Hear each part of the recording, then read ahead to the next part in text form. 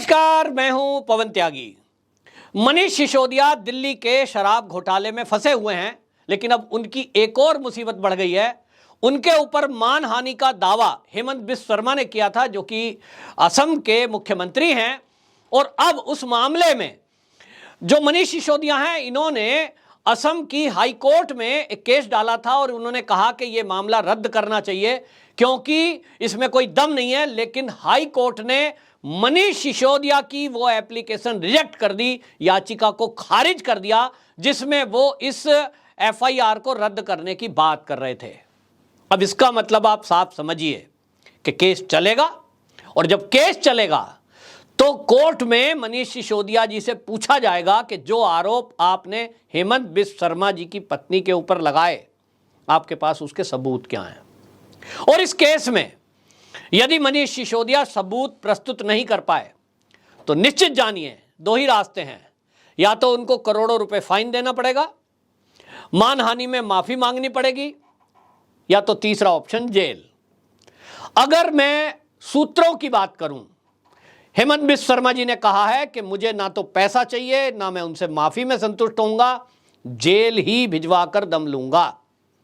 अब आप समझ लीजिए, एक तरफ शराब घोटाले में उनसे पूछताछ एजेंसियां कर रही हैं, अभी सीबीआई के पास केस है, और उसमें तो बाकायदा मनीष सिसोदिया जी का एक खासम खास दोस्त जो भ्रष्टाचार में लिप्त है, वो अब सरकारी गवाह बन चुका है।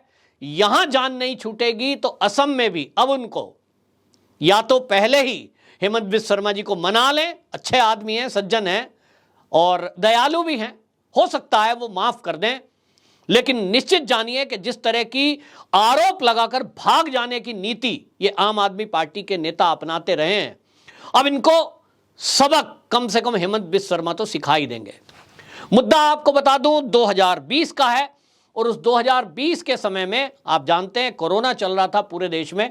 उसको लेकर के दिल्ली के डिप्टी सीएम मनीष सिसोदिया जी ने हेमंत बिस्व शर्मा की पत्नी का नाम लेकर बाकायदा मीडिया में यह बोला था कि इस कोरोना के काल में हेमंत बिस्व शर्मा की पत्नी की एक फर्म को पीपीई किट खरीदने के लिए मार्केट रेट से कहीं ज्यादा पर खरीद के लिए ठेका दिया गया।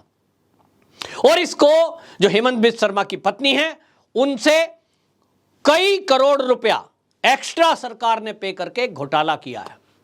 इस आरोप पर तत्काल हेमंत बिस्व शर्मा ने प्रतिक्रिया दी थी और उन्होंने कहा कि हमने पीपीई किट का जो मेरी पत्नी है उसकी एजेंसी को खरीद के लिए कोई ठेका इस तरह का नहीं दिया, और ये जो आरोप लगा रहे हैं कि मार्केट रेट से कहीं ज्यादा कीमत पर यह खरीद मेरी पत्नी की फर्म के जरिए हुई है, ये केवल एक फर्जी है और यह आरोप बिल्कुल फर्जी है। इसका ये नतीजा है कि उनके ऊपर एफआईआर दर्ज हुई और मानहानि का केस दर्ज हो गया।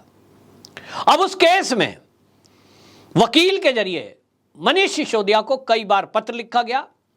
हेमंत बिस्व शर्मा के जो महाधिवक्ता हैं देवजीत सैकिया, वो देवजीत सैकिया ने कई बार पत्र लिखे कि भाई आपने जो आरोप लगाए हैं, आरोप तो कोई भी लगा देगा, केजरीवाल जी आप देखिए इस काम में माहिर हैं, ये दोनों तीनों लीडर किसी पे भी आरोप लगा देते हैं। लेकिन जब मामला सिद्ध करने का आता है तो कहते हैं साहब हमने तो ऐसा कहा ही नहीं था। लेकिन अब ये हेमंत बिस्व शर्मा से पाला पड़ा है। इस देश में आप देखें कि आजकल 2-3 नेता ऐसे हैं जो छोड़ते नहीं हैं। उसमें एक है नंबर 1 पे योगी जी, नंबर 2 पे हैं हेमंत बिस्व शर्मा जी, और तीसरे हैं मामा जी यानी शिवराज सिंह। ये छोड़ने वाले नहीं हैं। और अगर ये यूपी का केस होता तो बुलडोजर अभी तक घर के दरवाजे पे खड़ा हो चुका होता। लेकिन हेमंत बिस्व शर्मा जी से वार्ता पड़ा है तो उन्होंने भी तय किया है कि मैं इस बार पूरे भारत की जनता को ये बता के और जतवा के रहूंगा कि ये जो आरोप लगाकर भागने वाले लोग हैं, अब इनकी देश के अंदर झूठ फैलाने की अब बात बिल्कुल चलने नहीं दी जाएगी। और इसीलिए इन्होंने घेरा, बाकायदा जो हेमंत बिस्व शर्मा की तरफ से महाधिवक्ता सैकिया, उन्होंने केस दर्ज किया। निचली अदालत में एप्लीकेशन डली थी, उसको लेकर मनीष सिसोदिया हाईकोर्ट पहुंचे थे, और असम की हाई कोर्ट में ये गुवाहाटी में उन्होंने एप्लीकेशन लगाई कि साहब एफआईआर को रद्द कर दिया जाए, मामला पुराना है और मैंने तो सूत्रों के हवाले से बात बोल दी थी। लेकिन कोर्ट ने कह दिया कि ये नहीं चलेगा। आप किसी भी बड़े व्यक्ति पर, जो एक प्रदेश का सम्मानित व्यक्ति है, उसके परिवार पर एक लांछन लगा रहे हैं, उसकी पत्नी पर एक लांछन लगा रहे हैं, और वो भी बिना सबूत, तो वो नहीं चलेगा। या तो आप सबूत लाइए या तो फिर सजा के लिए तैयार हो जाइए। तो कुल मिलाकर के मनीष सिसोदिया के मेरे हिसाब से दिन ठीक नहीं चल रहे और उनको किसी भी ईमानदार नेता से पंगा लेने के पहले 100 बार सोचना चाहिए। अपने आप जैसा काम करते हैं वैसा ही दूसरा भी कर रहा होगा, ये एक कल्पना है, लेकिन हर व्यक्ति एक सा नहीं होता। उनको ये पता नहीं है कि वो भारतीय जनता पार्टी में नेता बन चुके हैं और वो असम के लोकप्रिय, और असम ही नहीं पूरे देश के लोकप्रिय अब इस समय नेता हैं। उनके ऊपर लगाया गया एलिगेशन, उसको असम की जनता अपने ऊपर ले रही है और असम की जनता का कहना है कि मनीष सिसोदिया को छोड़ना मत। तो मनीष सिसोदिया जी, भले ही आपको बता रहा हूं शराब घोटाले में इधर उधर हो जाए मामला, हालांकि वहां भी जो सूत्र हैं वो बता रहे हैं कि जेल तो जाना तय है। हाँ, लग रहा है कि गुजरात के चुनाव तक शायद भारतीय जनता पार्टी इनको ढील देना चाहती है कि भैया चुनाव में कोई इनको सहानुभूति ना मिल जाए, क्योंकि केजरीवाल जी कह चुके हैं कि मनीष सिसोदिया की वजह से बहुत वोट जो है वो गुजरात में हमको मिलने वाली है। तो बीजेपी ये चाहती नहीं है कि इनको किसी को कोई बहाना मिले। सर्वे अगर ये कह रहे हैं कि आम आदमी पार्टी को 4 से 5 सीटें मिलेगी, तो जेल में क्यों डालना? खुलकर खेलो भाई, खूब झूठ बोलो, खूब प्रचार में रहो, हम आपको ऐसे ही हरा देंगे। तो ये हो चुका है। बहरहाल असम से ये इनके लिए एक बुरी खबर है और इसमें निश्चित जानिए कि अब अगले आने वाले दिन में जैसे ही ये एप्लीकेशन रद्द हुई है, तो अभी सूत्रों से पता लगा है कि मनीष सिसोदिया जी ने तय किया है कि वो प्रेस कॉन्फ्रेंस करके माफी मांगने वाले हैं हेमंत बिस्वा शर्मा की पत्नी से और हेमंत बिस्वा शर्मा से, लेकिन लिखित में लेटर देना पड़ेगा, माफीनामा देना पड़ेगा। तो ये वो भी देंगे क्योंकि इनको लग गया है कि आपने गलत जगह पंगा ले लिया है। तो कुल मिलाकर के अगले आने वाले दिनों में आप देखेंगे फिर से एक नया ड्रामा, और ये अपने बोले गए लगाए गए आरोप पर अब आपको माफी मांगते हुए दिखाई दे सकते हैं, ऐसा मेरा अनुमान है। तो आप इस मामले में देखें कि 19 नवंबर की तारीख मनीष सिसोदिया को दी गई है। 19 नवंबर को इनको कोर्ट में पेश होना पड़ेगा। और जैसा आप देख रहे हैं कि इस समय गुजरात में, हिमाचल में चुनाव में आम आदमी पार्टी ने अपनी पूरी ताकत लगा रखी है और वहां आप देखें कि चुनाव में हमेशा इनका यह रहता है कि भाई इनके ऊपर आरोप लग रहा है, इनके ऊपर भ्रष्टाचार के आरोप लग रहे हैं।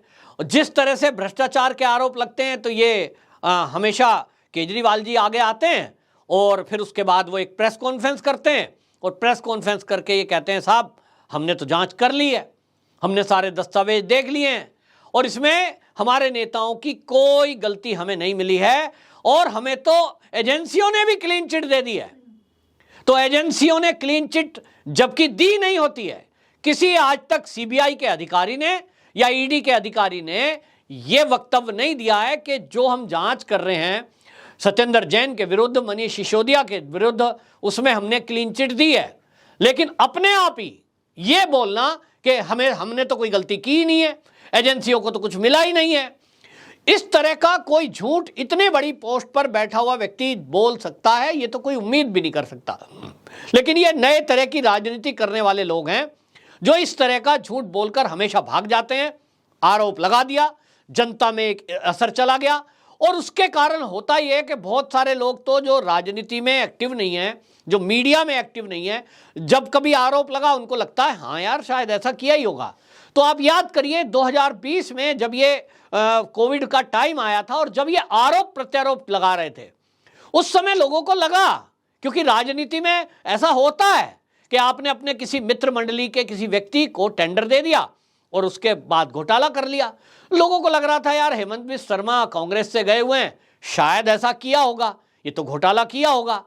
और इनका मकसद था कि ये केवल दिल्ली की जो हालात हैं कोविड के टाइम के, यहां जो दिल्ली में ऑक्सीजन की कमी का बार बार रोना रोया जा रहा था कि साहब हमको चाहिए तो था 500 मीट्रिक टन, हमको तो दिया है कम, तो जब 500 दे दिया तो 700 मीट्रिक टन।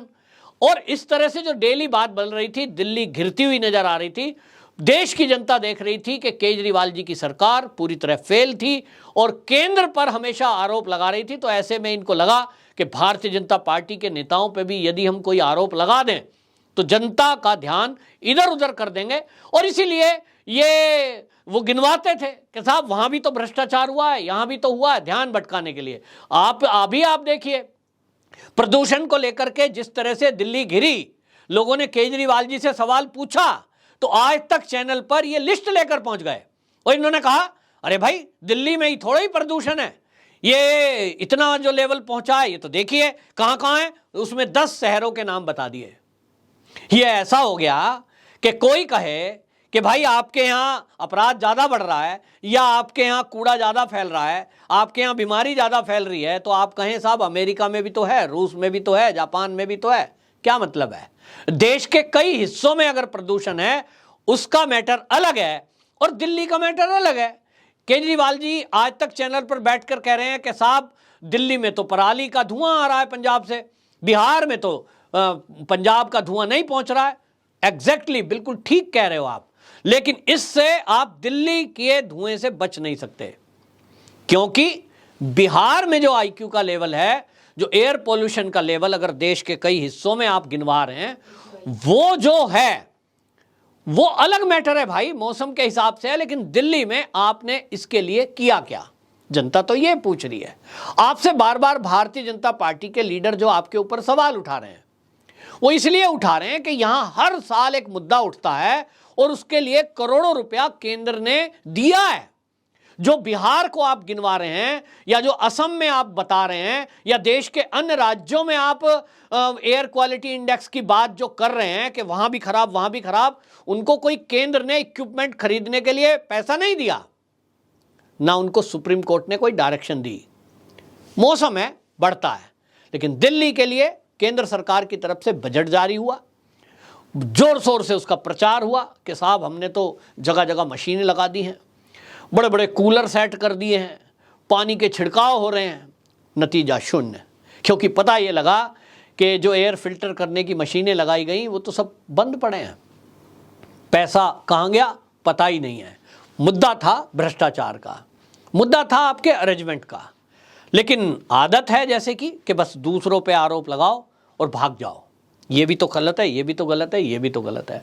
इसी तरह इन्होंने सोचा कि असम में भी हेमंत बिस्व शर्मा की फैमिली को लपेट देते हैं, पत्नी पर सवाल उठा देते हैं, तो बीजेपी के नेता को घेरने से, उनकी पत्नी पर आरोप लगाने से आपकी तरफ से लोगों का ध्यान हट जाएगा, ताकि आप ये कह सकें भैया भ्रष्टाचार तो बीजेपी वालों ने भी किया है। लेकिन अब हेमंत बिस्व शर्मा जी की तरफ से जो केस फाइल हुआ और उसमें जिस तरह से हाई कोर्ट से इनका एप्लीकेशन रिजेक्ट हुई है, इसके बाद अब ये तय है कि हेमंत बिस्व शर्मा जी अगर भ्रष्टाचार करते, उनकी पत्नी ने अगर ये भ्रष्टाचार किया होता, तो निश्चित रूप से वो कभी भी इसको हाईलाइट नहीं करते, मौन होकर बैठ जाते। जो भ्रष्टाचार करता है वो कभी इस तरह से आगे कोर्ट तक नहीं पहुंचता है। और इसीलिए हेमंत बिस्व शर्मा जी जो कह रहे हैं, उन्होंने कहा कि अगर मैंने भ्रष्टाचार किया होता तो मैं क्यों इस तरह की बातें करता। अब निश्चित रूप से इनको माफ़ी मांगनी पड़ेगी या तो जेल भेजकर ही दम लूँगा। देखना है अगली तारीख पर ये पहुंचते हैं कि नहीं, लेकिन जिस तरह से 19 नवंबर को कोर्ट की तरफ से इनको प्रस्तुत होने के लिए कहा गया है, ये भी दिलचस्प होगा कि इसके पहले क्या ये माफ़ी मांगेंगे। वंदे मातरम।